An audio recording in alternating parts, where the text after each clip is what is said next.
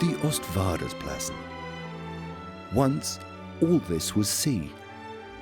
Then, after the area was drained, it escaped being turned into an industrial estate. Nature was allowed free rein. Wilderness in the most densely populated country in Europe.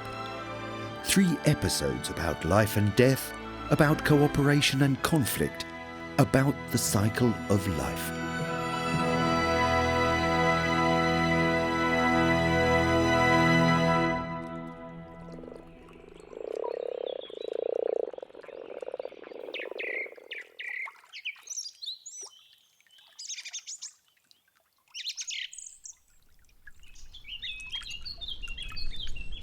After many months of cold, spring is now around the corner.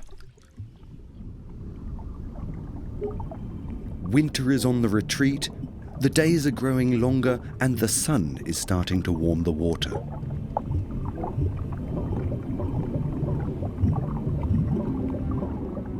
For the creatures buried underground or hidden at the bottom of a pool, life is stirring once again. The common frog has even spawned.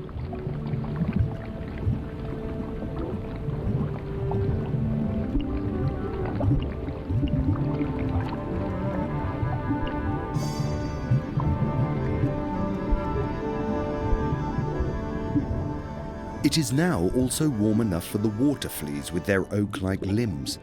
They filter the water for food and reproduce incredibly quickly.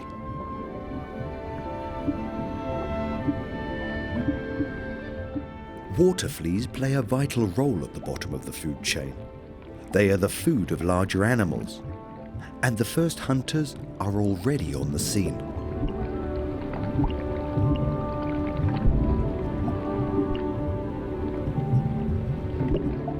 Mosquito larvae are also a key building block of this ecosystem.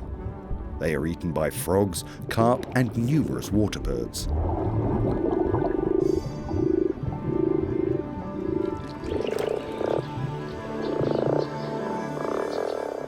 A male common frog is trying to attract the attention of a mate with his call. If she responds, she's his. The male won't let go. His thumbs have grown spiny pads for a better grip on her. For 3 whole days, the frog clasps the female until she has laid her eggs and he has fertilized them.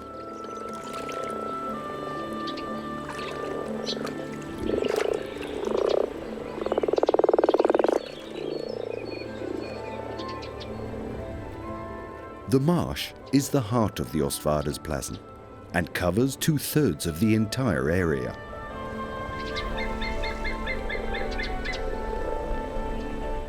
Love is in the air. It's time to choose a partner, and that means there's work to do. Males are fighters, they battle for their territory. Everywhere grey-lag geese test their strength. The fighting has started among the grebes too, and they don't pussyfoot around.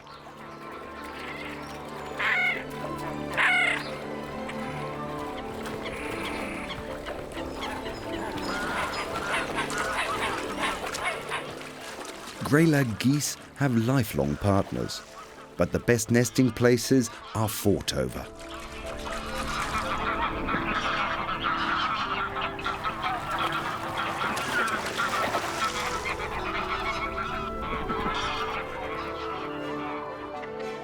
The grebes have other things on their mind.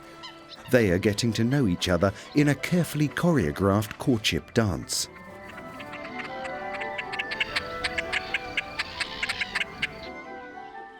With construction work on the marsh harrier's nest well underway, the grebes incorporate building materials in their ritual dance.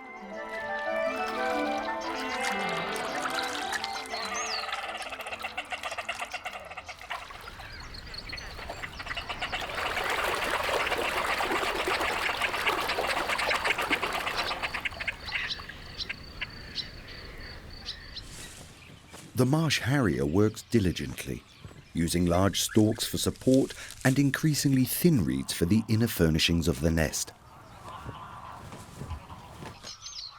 Grebes build their nest twice, once for mating and then again for laying.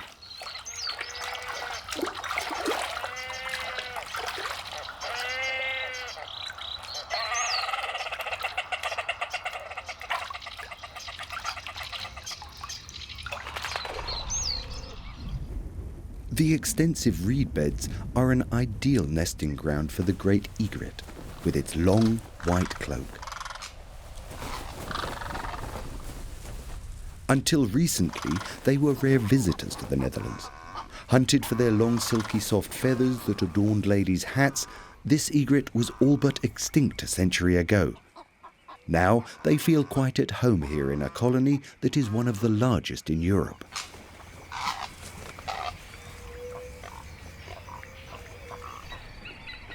The courtship of the marsh harriers takes place high above the reed, in breathtaking acrobatics.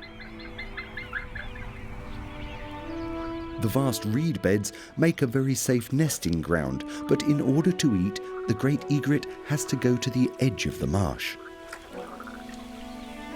The marsh harrier and the great egret share their hunting grounds. They hunt the same prey: fish, mice, and nice fat frogs.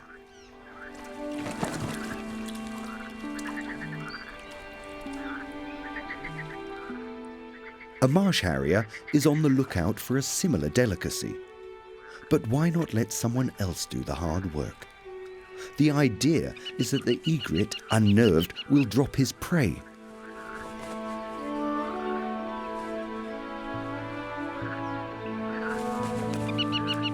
But not this time.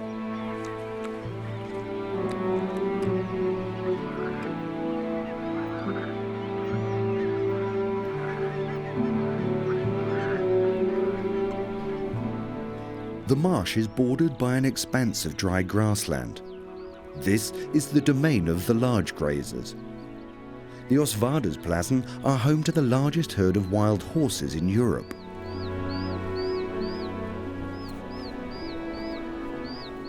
These are chronicles, Polish for small horses. The herd consists of families and groups of young stallions. Each family is led by a lead stallion and an older mare. This family is special. A black mare foal has been born. The other foals are grey.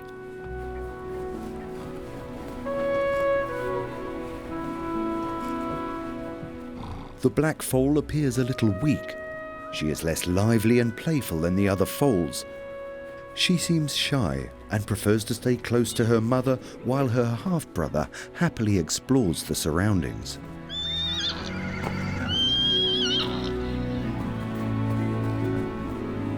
The herd is restless.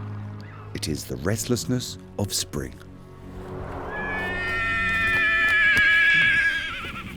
The mare's scent drives the young studs crazy. They live together in small bands, but they too want their chance with the ladies. The young studs test each other's strength.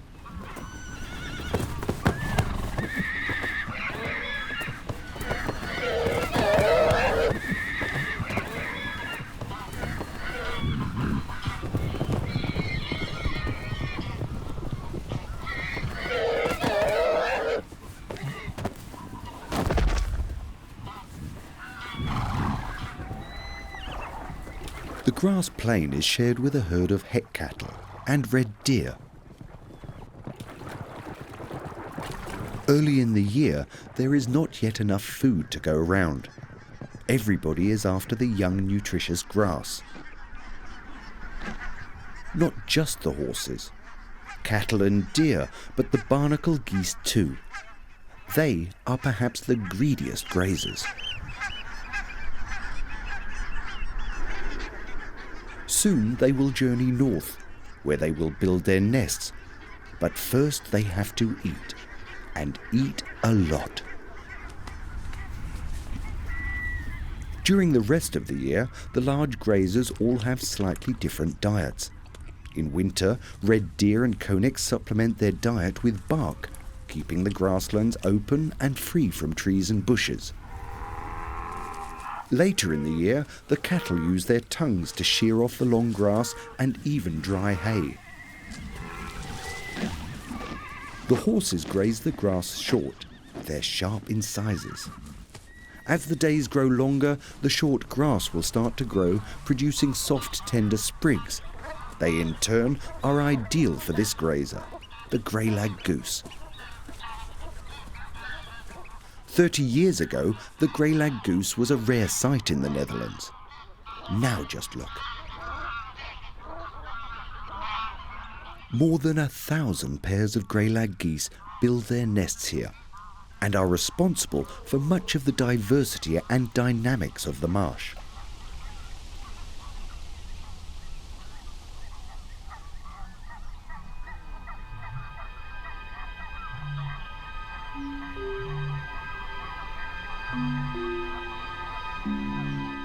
This huge nest is one of the biggest surprises of the Oostvaardersplassen. It belongs to a pair of white-tailed eagles. Each year they raise one, sometimes two chicks here. Such a large nest soon attracts attention.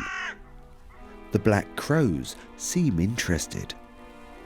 Or are they waiting for the first eagle egg? In an area with few trees and lots of foxes, a high nest such as this is much sought after. Too bad there's nothing to be found here. And the nest is perhaps a size too large as well.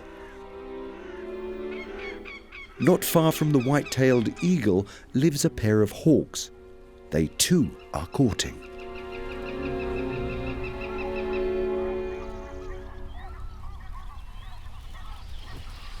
The white-tailed eagle needs to perform some renovation work on last year's nest.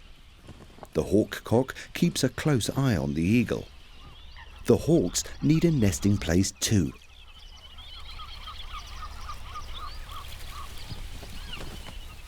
As soon as the eagle lands, the hawk dives past.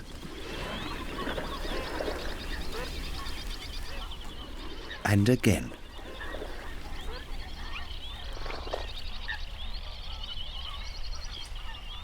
When the white-tailed eagle heads off in search of nesting material again, the female hawk grabs her opportunity. A hawk in an eagle's nest, is it workable? She can barely see over the side. No, this won't do. Sometimes a nest is simply too big. In the meantime, the white-tailed eagle has decided to build elsewhere this year. The tree housing the old nest is rotten and has become unsafe.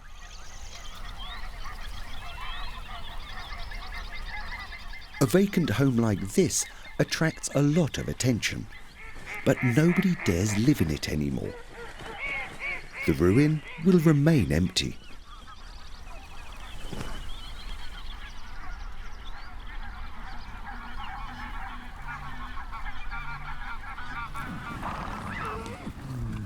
The chronicles, in the meantime, have a problem of their own: itching. The warm winter fur has to be shed.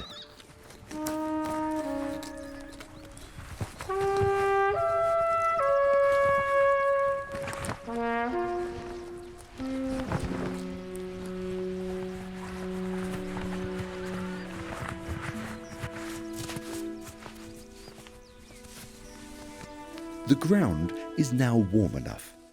The queen bumblebee awakes from her winter sleep. She is the only one of her colony to survive the winter, and she embarks upon her difficult journey upwards.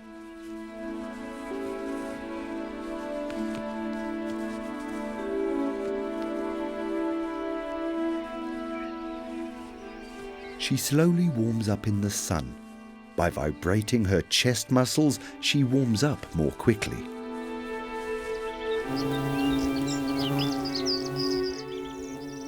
The first thing she has to do is find food to regain strength. This queen has stowaways, mites, but as soon as she's regained her strength and health, the mites will go away. The queen collects nectar and pollen. When she has enough, she returns to her nest. She finds her way back by remembering various landmarks. Back at the nest hole, she goes inside, never to come to the surface again. Inside her nest, she lays the first eggs, the beginnings of a new colony.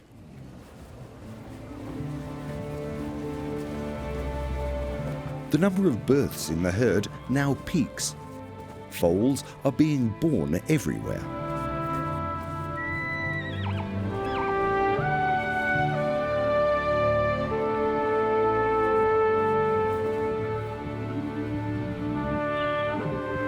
A foal faces its first challenge immediately after birth.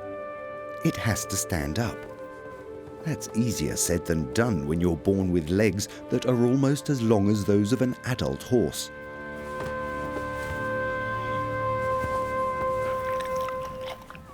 And once you are up on your spindly legs, you're faced with your second problem. You need to drink. But where?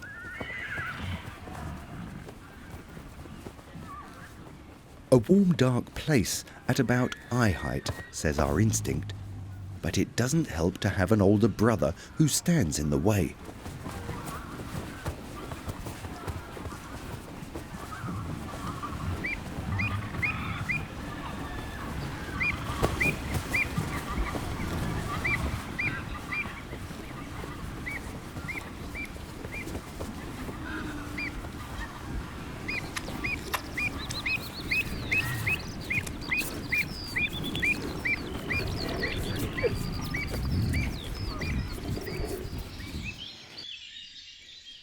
In a quiet corner of the marsh forest by a fallen willow live kingfishers.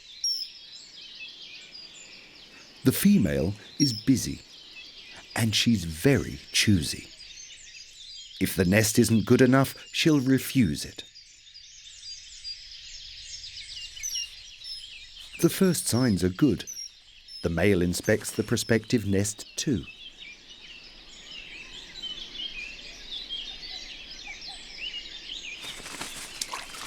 The female, recognizable by her beak's red lower bill, needs to be seduced. The male, with a grey lower mandible, brings something nice for her to eat. But she doesn't want it. She's already caught something for herself. The male is too late. High above them lurks a harrier. Even during courtship, the kingfishers have to be on their guard.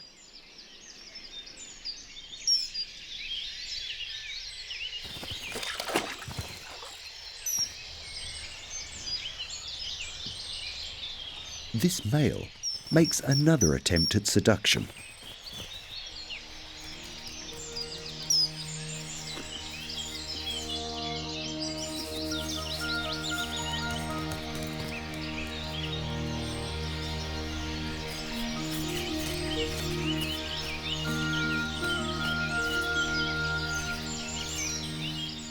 This time, he's in luck.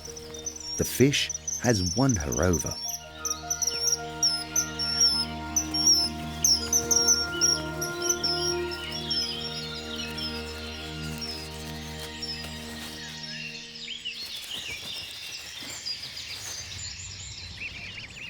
At the edge of the marsh, the male cormorants start building their nests too. They look smart-clad in their breeding plumage, grey feathers on their heads and a white spot on the thighs.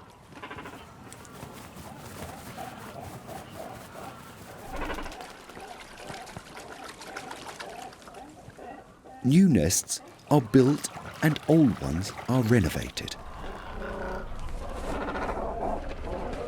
After 4 days of hard work, the nests are ready and look immaculate. Just in time, as the females are already arriving.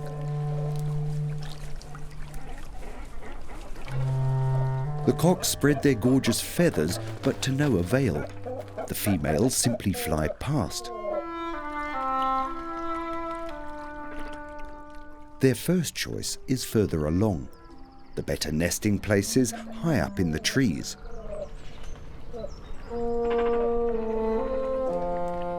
This female positions herself strategically so that she can properly assess the male folk. There's a promising candidate below her, with a large, strong nest, and opposite her, a young charmer. Even though he hasn't the experience to build a nest, he attracts attention. It's a tough choice.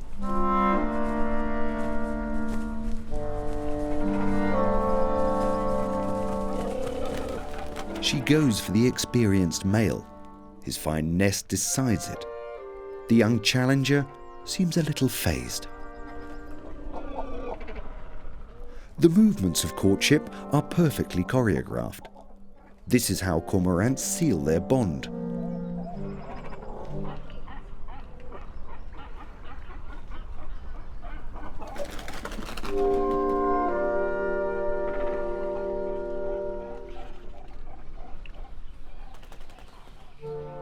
After mating, there's time to decorate the nest with a nice branch, even if it's not a particularly handy branch.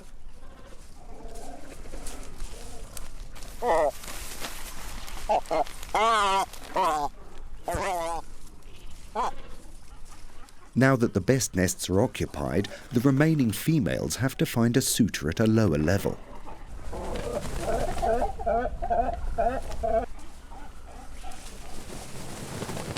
These low nests are more prone to being robbed and unsafe when the water is high. But if the bond between the male and female is strong enough, hopefully they can overcome many of these challenges.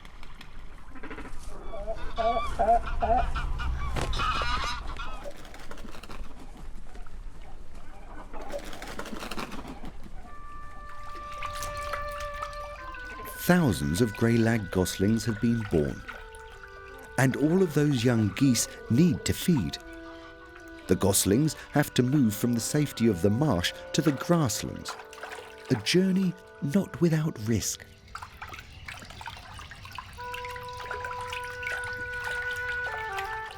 The geese gather in families, uncles, aunts, cousins and sisters-in-law, accompanied by their young, join forces to form a creche.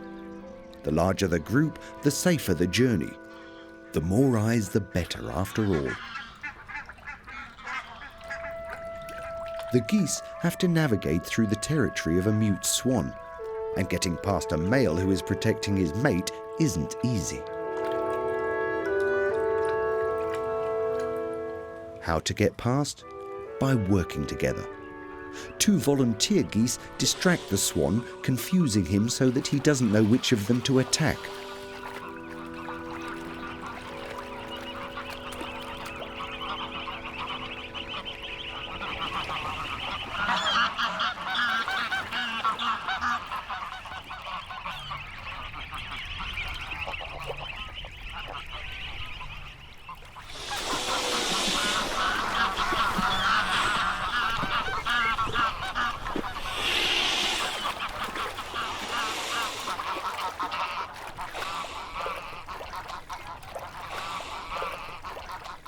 Thank goodness, that obstacle has been overcome.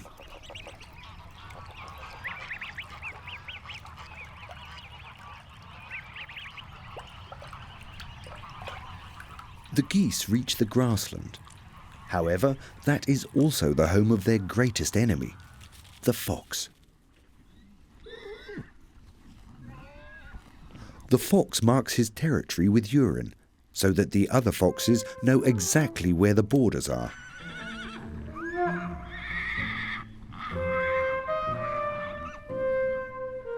This vixen is an experienced mother.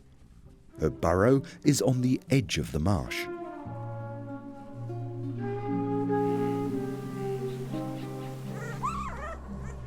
Her cubs have already been born.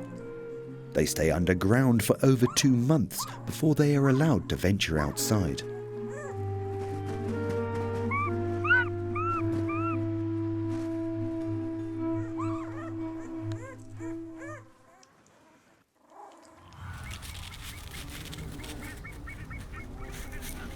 Spring has started below ground too.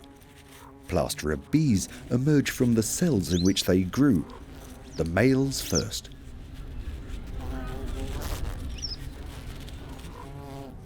Precisely half a day later, the females emerge too.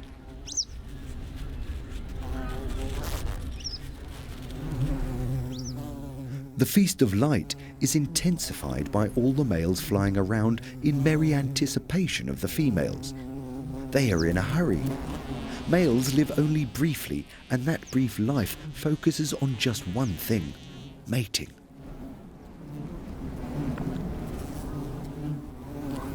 For the females, this is just the beginning. They will lay their eggs below the ground. Each egg gets its own cell and a food parcel of nectar. But there's a freeloader lurking nearby, a cuckoo bee. She eats the plasterer bee eggs and lays her own in the underground nest.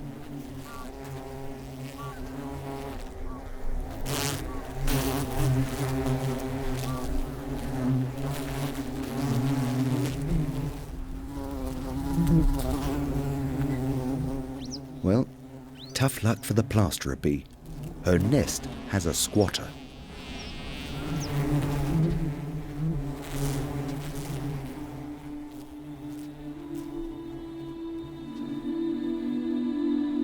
It is one of the first hot days of spring. The chronicles need to cool down.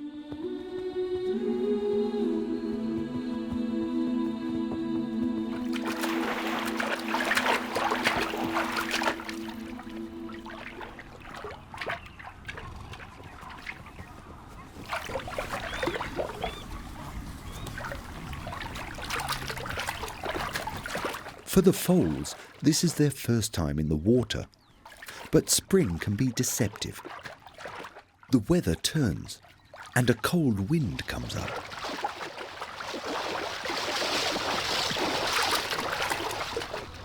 One of the foals has slipped in the mud and developed hypothermia.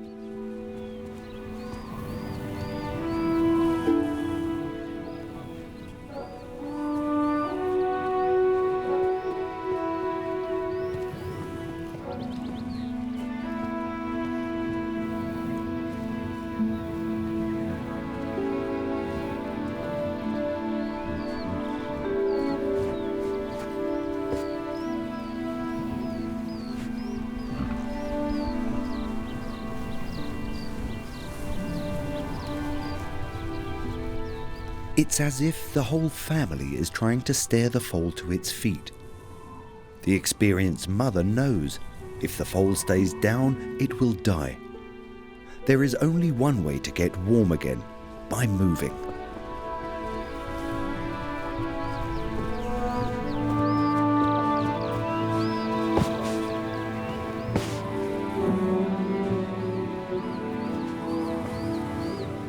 But getting up is hard when you're cold and stiff.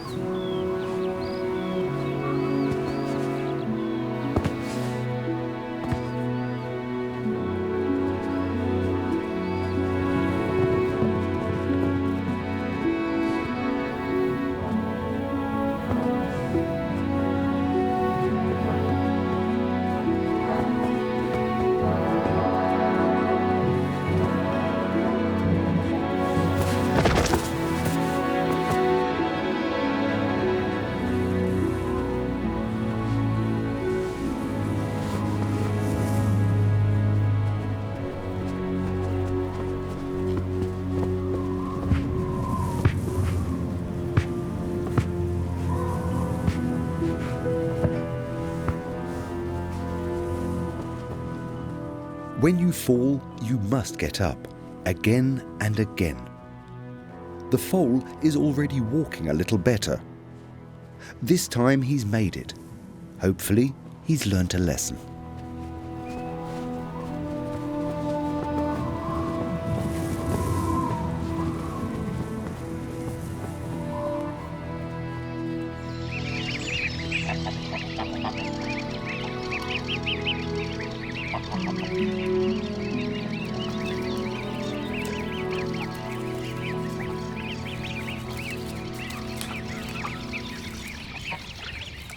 The goslings are making landfall en masse. They can gorge on the young grass and the clover that grows abundantly thanks to grazing action of the chronicles. But it's the start of a nerve-wracking time for the parents. Danger lurks everywhere.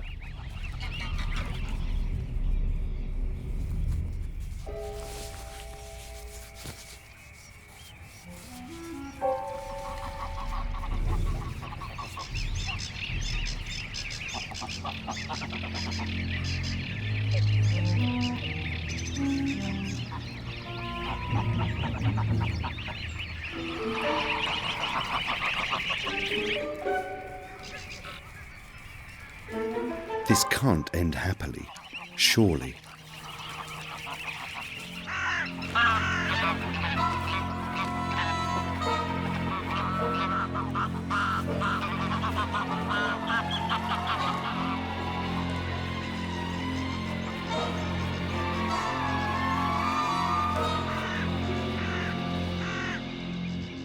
But sometimes a young gosling is lucky.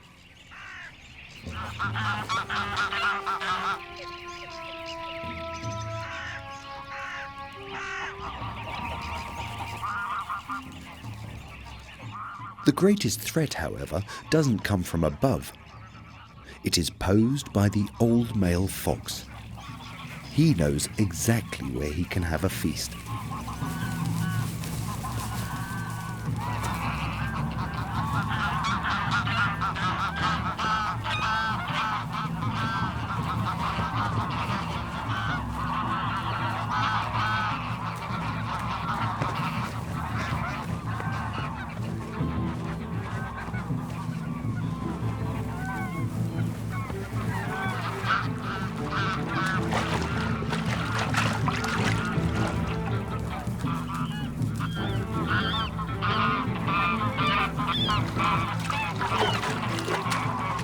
For a whole week while the goslings are still young, the fox follows the exact same ritual at the exact same time.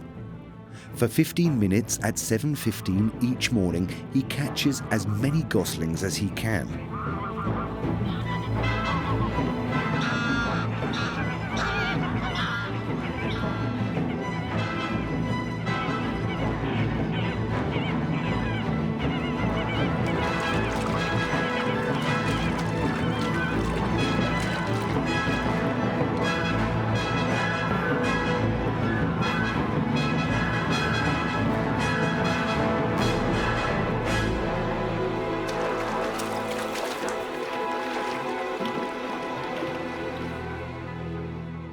What he doesn't need immediately, he buries. Occasionally, a gosling gets off with a fright.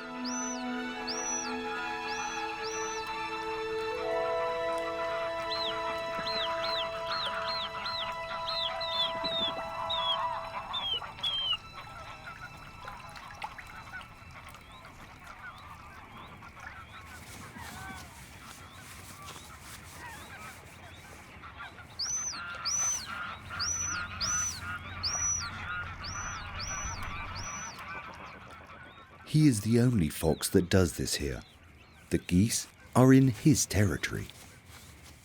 Other foxes hunt elsewhere in the Oostvaardersplassen.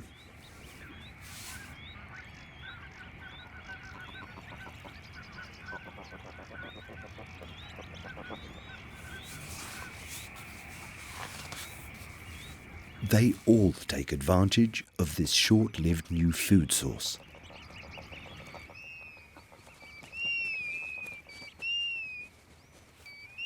Mother fox on the edge of the marsh has gosling on the menu today too. A cub waits impatiently. There's Mummy.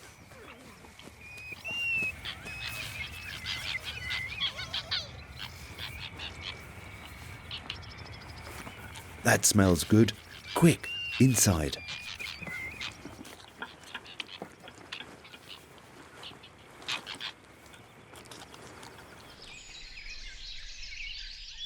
The kingfisher coupling that began with the gift of a small fish has produced chicks.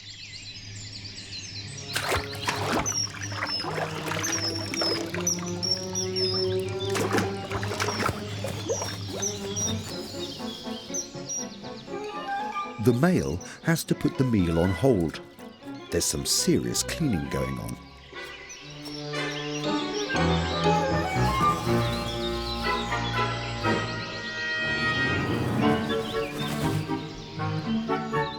Life is tough for him. He works non-stop, making at least 40 fishing trips a day.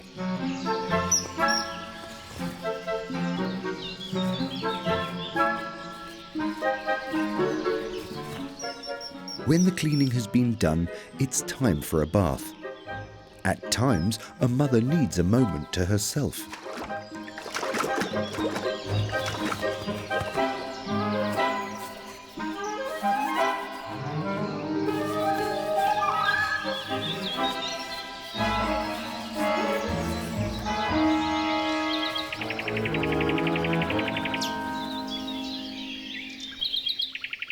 Night falls, which calls for music. Who better to provide it than the nightingale?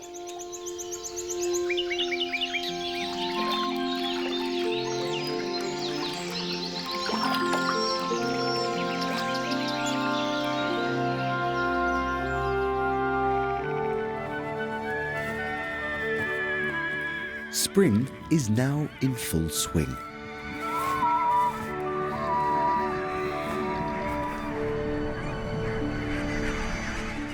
Time for the barnacle geese to start the long flight to their breeding grounds high up north.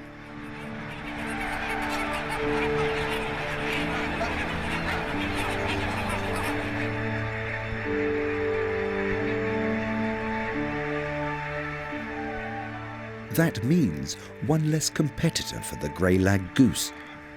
It stays here all year round.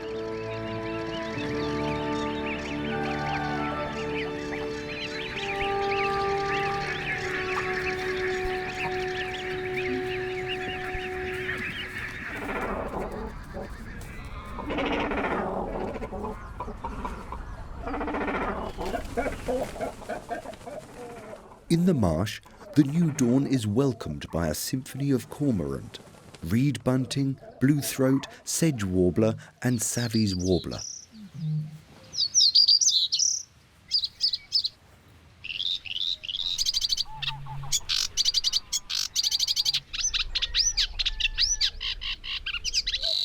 And breakfast?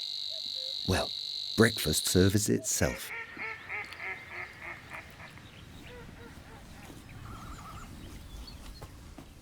The grasslands have become the backdrop to a rather special competition between the stallions. The ceremonial pooing competition. Scent is just as important to horses as the spoken word is to us. They can tell by the scent how strong other stallions are and their chances of success with the mares. Masculinity, strength, ambition. It can all be gauged by scent.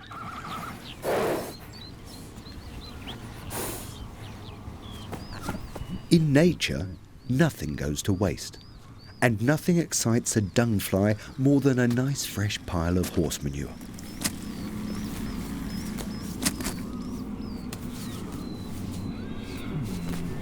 It's as if these insects live on a different timescale. Only when we slow the clock to almost a halt can we see what's going on. They're fighting for the best spots, not to dine, but to build a romantic little nest. Sometimes the males are so busy fighting that they forget what the battle was all about, the females.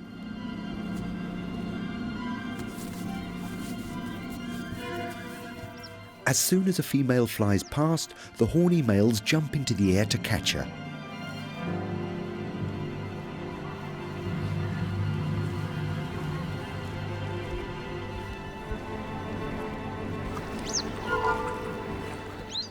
All the excitement has attracted the yellow wagtails.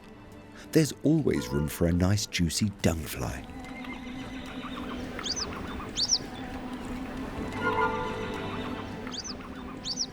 And yellow wagtails need to build up their reserves. After all, they're on a long migration from Africa to their breeding grounds up north.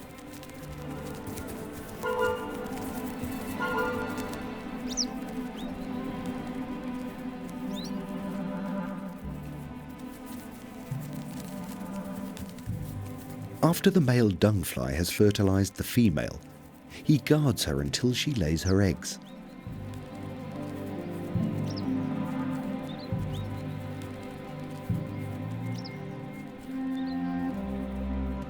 The males go in search of a good spot for the eggs. Not too warm, for then they will dry out. A nice moist spot in the shade is ideal.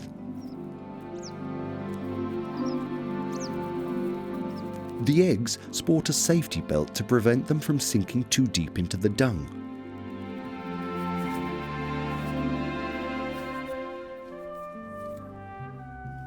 Chronicles, yellow wagtails and dungflies, inseparably bound together by poo.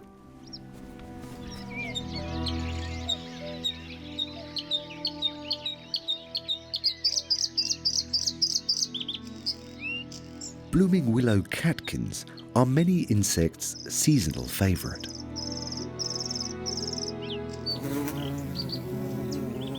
The bumblebees have been busy. The nest is now crowded with a teeming population of worker females.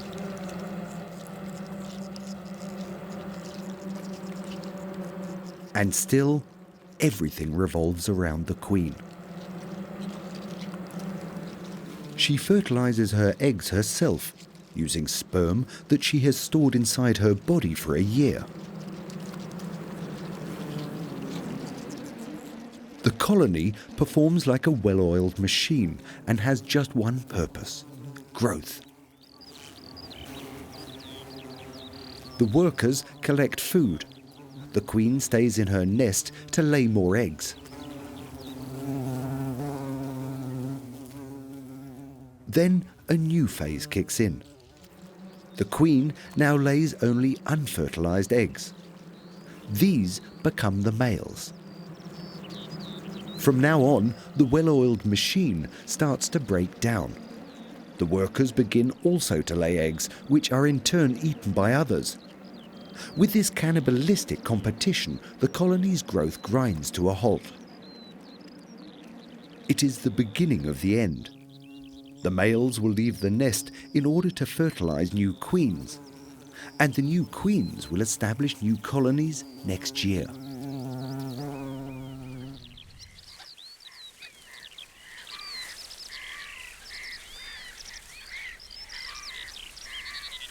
A chick has been born into the white-tailed eagle's new nest. It is now a month old. Fortunately, fresh fish is on the way, but who knows if it will reach its destination. A group of black-headed gulls have their eyes on the eagle's prey. A bold move considering the eagle's size, 2 meters from wingtip to wingtip. It's not called the flying door for nothing. The black-headed gulls are unfazed.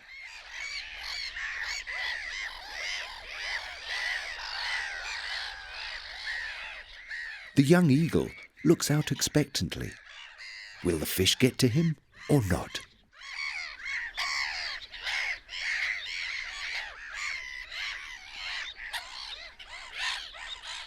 The gulls give up. Thank goodness for that. But now the harrier has a go.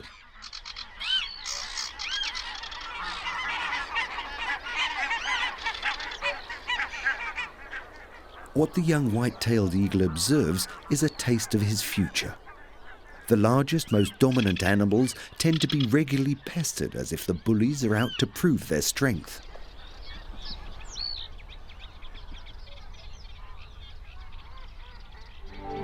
But lunch is safe. Here comes the fish. The cubs are old enough now to spend all day playing outside the burrow. It's practice for later when they will have territories of their own and have to hunt for themselves.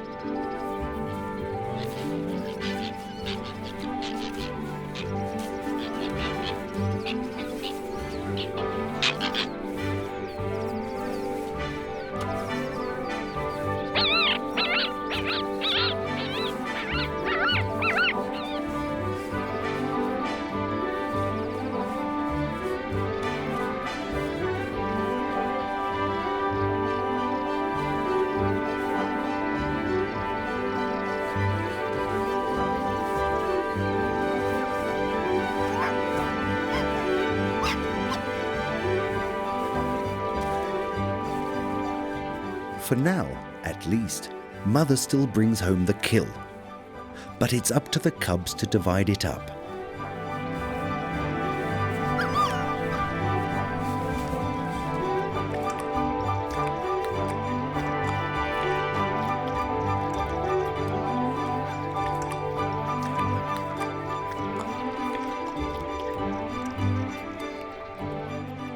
Only the feathers.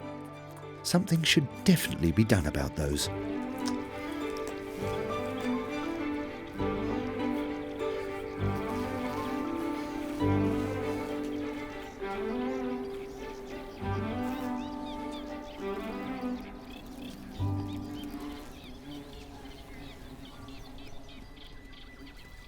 A chronicles has given birth to a late foal. The delivery passed without incident, but now something's wrong. The foal is stuck inside its amniotic sac.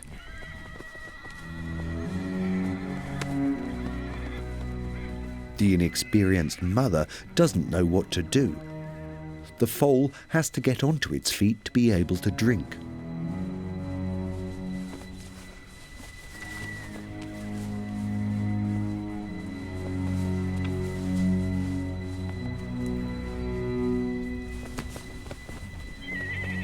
The leader of the herd signals to move on.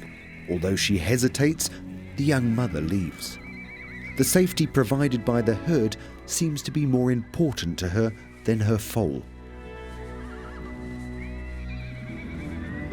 And if it really is weak, it won't survive anyway. But this is a go-getter. Getting up ever so briefly after being born is a huge challenge.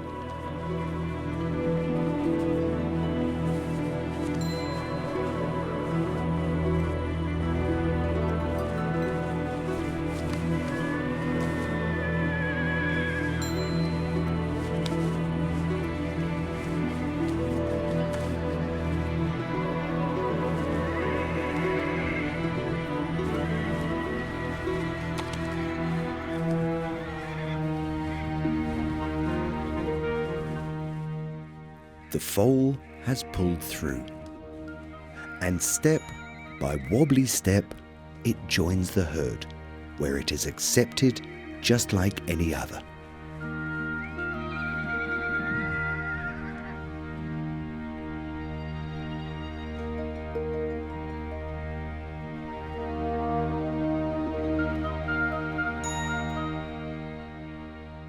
Summer is approaching fast. A period of carefree abundance, but also a period of new challenges. The mothers will increasingly leave their young to their own devices and force them to fend for themselves. For the foals, that also means less of mother's milk. They're going to have to eat more grass. And it's by no means sure that our black foal is going to manage that, for she is still very much attached to her mother. In the next episode of the New Wilderness, fending for yourself.